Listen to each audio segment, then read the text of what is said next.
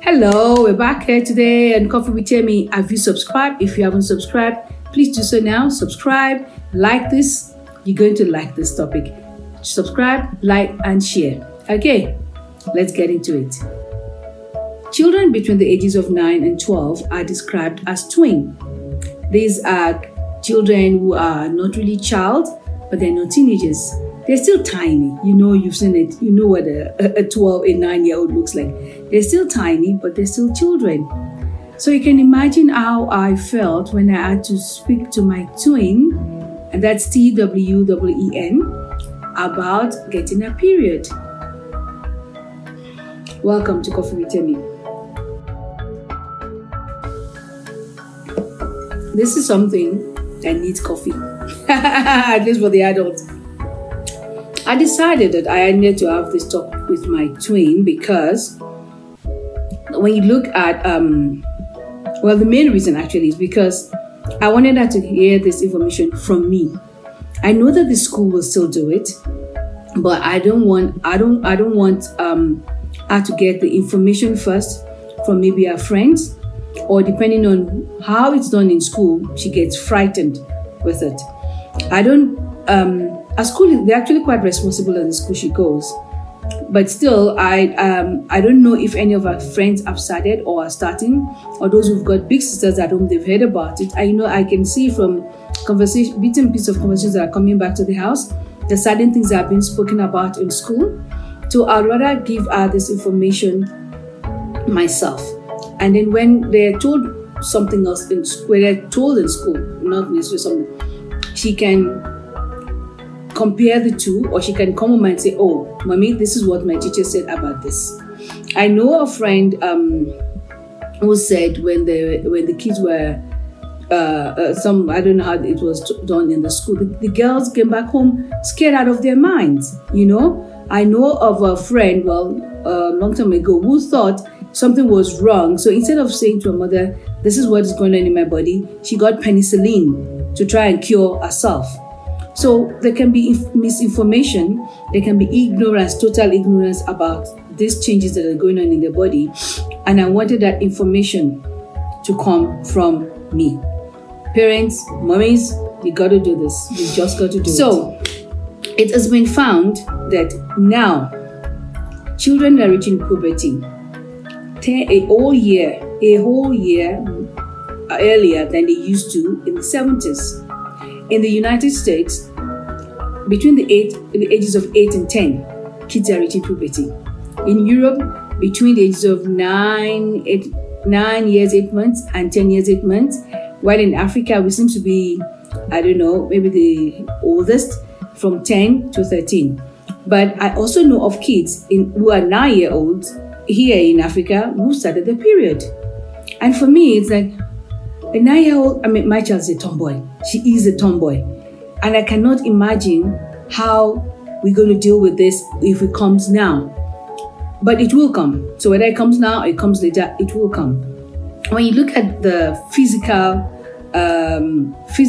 growth of children, some of them in primary school, remember this is primary school, a twin is in primary school. By the time they get to teen age, they're actually in grade 7. When I left secondary school, I don't think I was as big as some of the kids that I see in grade 7 today. So these kids are growing physically. You can see the breast, and that can tell you what else is going on in their body. But also, they are also exposed to media influence. So they're looking at all these things online. They're watching. They're singing all the songs. There's songs that I hear my child sing. I'm like, where did you hear that? Because I know I'm not playing it at home. But there's songs that they're singing that they have no clue. Especially the young ones, they have no clue what they're talking about. But the lyrics, they know it. The tune is catchy, so they're dancing along and they're singing. You see, you see if you go to YouTube, you see kids twerking. And I wonder, why are parents not aware of the consequence of what the kids are doing? But that's not what we're going to talk about. That's not what we're talking about today. So I wanted this to come from me. So I said to her, you know that talk we said we were going to have before? And she said, yes. I said, well, now is the time. I want us to have it now. And she was like, no, why? Because I'd actually tried to have this conversation some months back. And she said, I've not reached puberty yet. I was quite surprised with that. And maybe that's why I realized, okay, this has to come up. She said yes, because it came up in school and she's been told that she hasn't reached puberty yet. Okay. And then what happened after that? She said that was all. So those who had reached puberty were spoken to. But that is us assuming that the physical body is what we can see. I don't think I'm saying this wrong. Of the growth, yeah, the physical growth. What we can see in the physical growth is what is going on in the inside, but it's not always like that, is it? So anyway, I said, well, this is the time for us to have it. So we eat under our teddies. I mean, can you imagine? I just feel so sad even talking about it. Can you imagine talking to your child who is still playing with teddies about getting their period? Anyway, we had to have the talk. So we did have the talk. I talked about the changes that will come in the body. I talked about gosh, we had to have this talk. I talked about the private part, exactly what is down there. I spoke about the ovaries. I didn't call it the ovaries when we spoke of the first time. I talked about the egg and what happens when eggs begin to get released, and if it's fertilized or not. If it's not fertilized, then it's going to come down, it's going to be a period. And the hygiene, the hygiene of it, or of being a female, how you really need to take care of yourself. I spoke about that. And moms, we need to tell our kids, especially our girls, we need to let them have ownership. They need to understand how to have ownership of their body. That's really very important, ownership of their body. And how she needed to clean herself. I showed her a panty liner. We unfolded it and showed all of that. I didn't have a sanitary towel on hand to show her exactly that. And I believed it went well. I did ask her afterwards, did she understand what I had said? She said yes. And was there any question? She said no. But the only part she didn't like was about the one about where the boy was going to be there.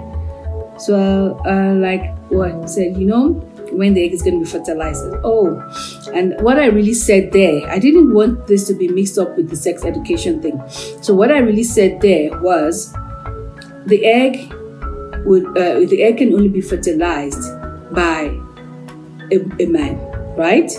So she was not to worry that it was going to be fertilized now. She was going to have a period when it was time.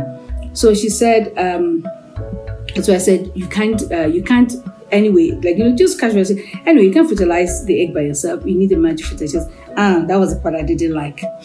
So we're safe now. So we talked. So we've had that talk, and then we watched a video clip on YouTube that I found on YouTube. I will post it here. It is so informative, so easy for a child to hear, to watch, and to understand.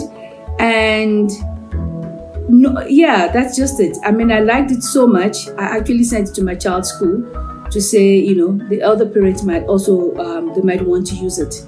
The thing is, school will do, I think they're mandatory now to do sex education. I know there's a fight with it. I don't want anyone to teach my child sex education, because I know that my values concerning it are different from the worldly one. I don't go with everything, that is accepted, whether it's politically correct or not. I don't go with it.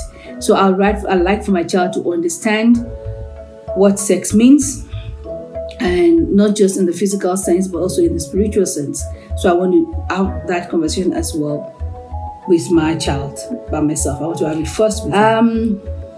The next day, after we've had our talk, Miss Little Twiggy is looking for a panty liner, because now she wants to use a panty liner. And I'm not sure if really she has that age, but I've said, you know what, let her just have a feel of it. So I am going to get our own set for her, and she can wear panty liners when she wants to. What I would like And if anybody knows where I can, please leave comments in there for me. What I would really like is if there's a purse. I know there's a, I don't know if moms make it up by themselves, which I would gladly do, but I've heard about a purse where you have where you then put an extra pair of panties, a sanitary towel, sanitary pad. I don't know what else goes in there, and I want to start putting that in a bag now. Like I said, we're not at that stage yet, but again, I don't know what's going on in her body, but I do know that the curiosity is there. I've told her I'm going to make this bag and put it in a bag. I've told her it's not something you take to school and then open so that all your friends can come and show and see and touch it. That's not what it is. This is private. I've emphasized the hygiene of it. I've emphasized the need to be private and keep it private. I've emphasized that if it should happen in school or when you're outside, talk to a female. Don't just talk to anybody who's around, but talk to a female. Hopefully, we will have this visitor at home, to show up at home first. I've told her about, and please, mommies, you need to let your children do this, your girls do this from day one. I've told her about the need to have a diary and how it's going to be recorded. You know, because it's very necessary for you know how it is when you go to the hospital, and it irritates me, but or you go to the hospital once you're of a certain age, you say, oh, I've got a headache. You say, when was the last period? I'm like, I said, I've got a headache. What are you asking? But you know what I'm saying. So she needs to know all of that now. And you know what? We've had that conversation. It's gone. But of course, the very first friend she saw, they had to go quickly and have, guess what my mommy told me? I know the fact that these girls, they don't want to hear it yet. Because for them, when they see children, it's not anything to do with them. And I'm so happy that I know some might think I'm being what is it now? I'm not being ignorant of what is going on around me, but I want my child to stay a child for as long as possible. Not that I'm forcing it, but if there is no need for her to know certain things, then I won't say it. This is a need to know, and I've done it. When the sex education comes, we will have that. She did ask that I should have waited till she is 13 before we have this conversation, but then I don't know what her body is going to say, you know? Anyway, that's it. I've had my own. Have you had your own conversations about the period with your child? Moms, you got to do this. The mom's got to do what the mom's got to do. Don't let it. Do you know what gave me my sex? My period education and my sex education, I had it together under 5 minutes, and it was delivered by my father. Enough said. If you had to have a sex education as a girl and a period education as a girl by your father, there's nothing else to say except thanks for watching Coffee with Temmi.